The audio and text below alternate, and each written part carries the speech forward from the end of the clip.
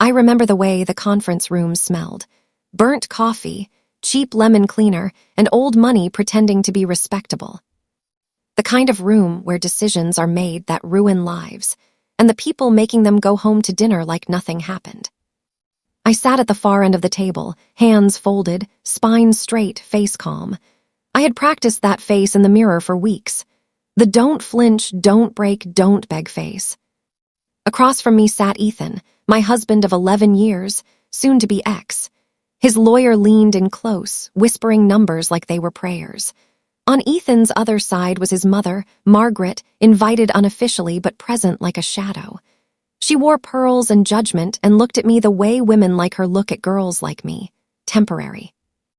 My lawyer cleared his throat. Let's begin asset division.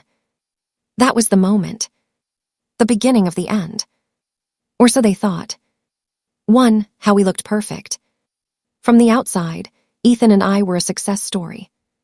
Suburban California, gated community, white house with black trim, 2 cars in the driveway, his black Range Rover, my silver Lexus, weekend brunches, holiday photos, the kind of life people screenshot and send to friends with jealous emojis. What they didn't see was who built it. I met Ethan when I was 23, working 2 jobs and finishing grad school at night. He had ambition and a last name that opened doors but no discipline. I had discipline and no safety net. I wrote business plans at the kitchen table while he slept. I managed budgets while he chased ideas. I introduced him to people who mattered, coached him before meetings, fixed his messes quietly.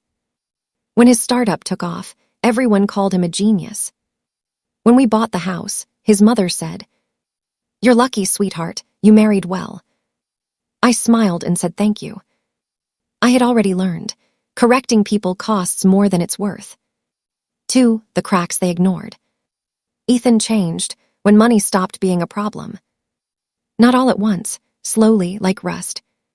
He started coming home later, talking less, listening never. His phone stayed face down, passwords changed, compliments disappeared.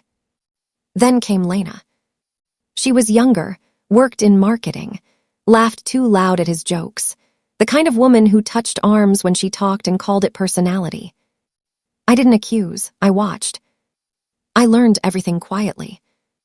The hotel receipts, the joint account withdrawals, the emails he forgot to delete because he never thought I'd look. By the time I confronted him, I already knew the ending. "I'm not happy," he said, like that explained betrayal. "I need space," like space justified theft. The divorce papers came 2 weeks later. Margaret called me the next day. "Be civilized," she said.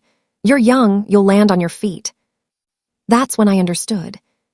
They thought I was weak. 3, the strategy of silence. I didn't scream. I didn't cry in front of them. I didn't threaten. I listened. I let Ethan's lawyer talk. I let Margaret make suggestions. I let them believe I was overwhelmed. At night, alone, I cried into pillows and then wiped my face and opened my laptop. I pulled records. I traced transfers. I documented patterns. I found the shell companies Ethan didn't know I knew about, the ones registered under his cousin's name. I found the tax shortcuts, the misreported income, the little crimes rich men commit because they think they're invisible. I didn't tell my lawyer. Not yet. Because revenge is best served cold and calculated. 4, the asset talks. Which brings us back to the room.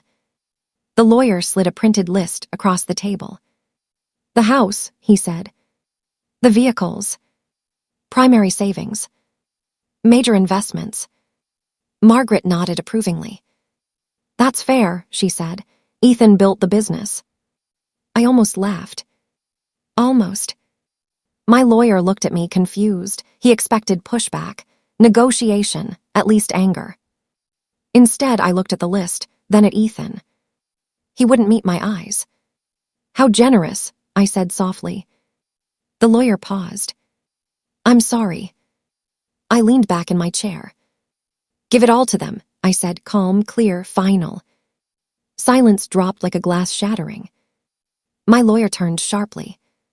Are you sure? Yes. Ethan finally looked up. His eyes searched my face, suspicious now. Margaret frowned. You don't need to be dramatic.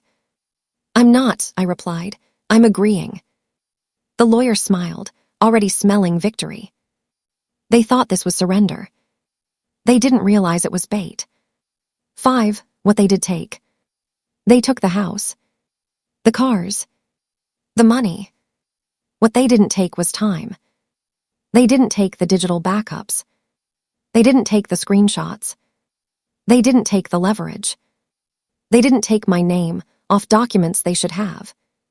And most importantly, they didn't take my patience.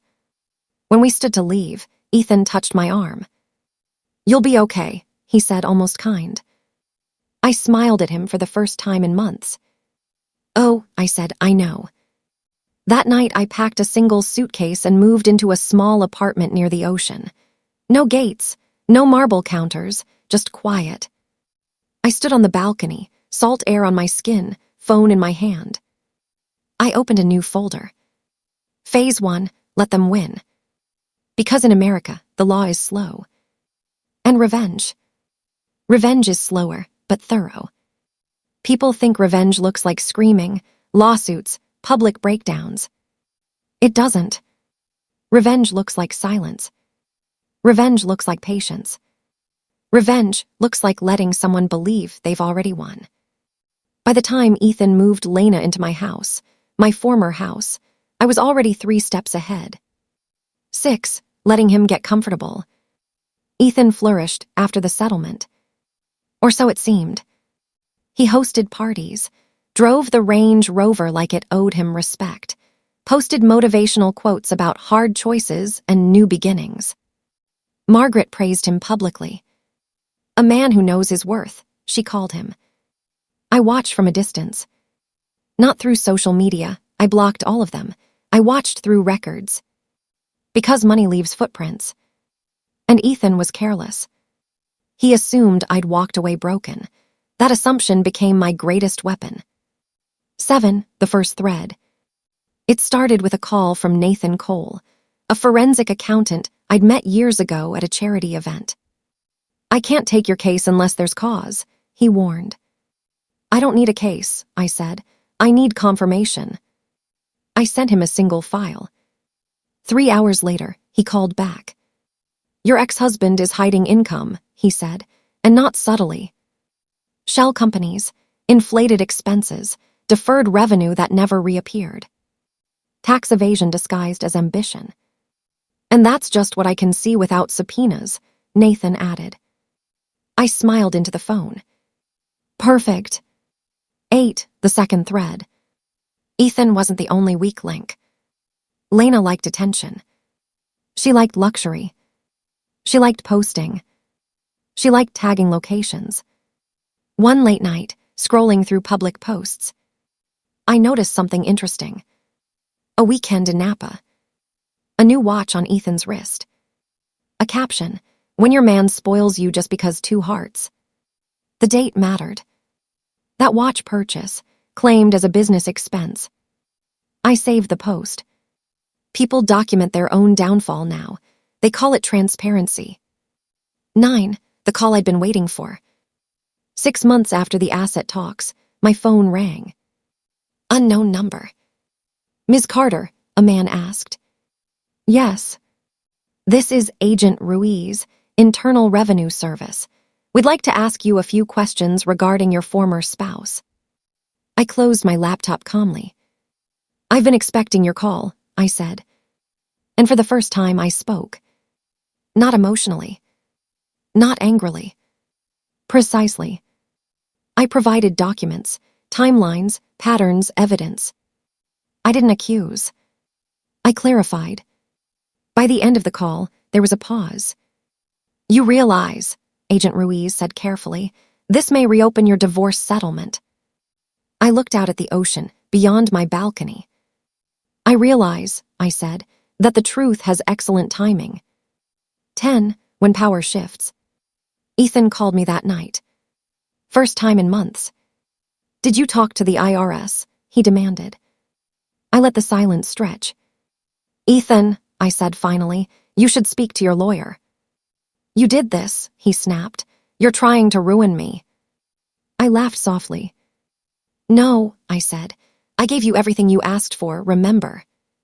Click. He didn't sleep that night. I know because Margaret called me at dawn. You're being vindictive, she hissed. This could destroy him. I poured coffee slowly. No, I corrected. His choices might. 11. The fall. The investigation didn't stay quiet. Banks flagged accounts. Partners froze deals. Board members resigned. And then came the audit. The business Ethan built on lies. The house, used as collateral. The cars, leased under false reporting. Everything they took from me. Temporary. Everything he built. Conditional. When the indictment came, Lena disappeared, deleted her posts, changed her name back on LinkedIn. Margaret stopped answering calls.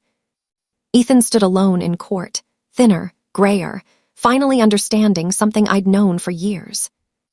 Power doesn't come from money. It comes from knowing when to walk away and when to return. 12. The final meeting.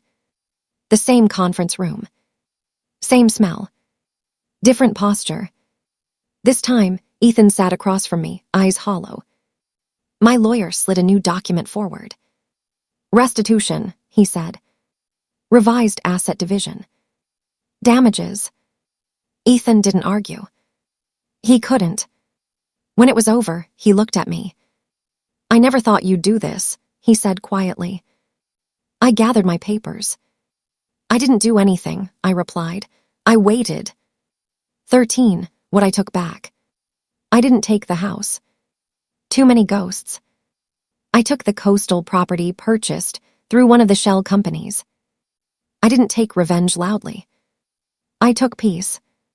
I started my own firm, consulted quietly, built carefully. People ask me now how I survived losing everything.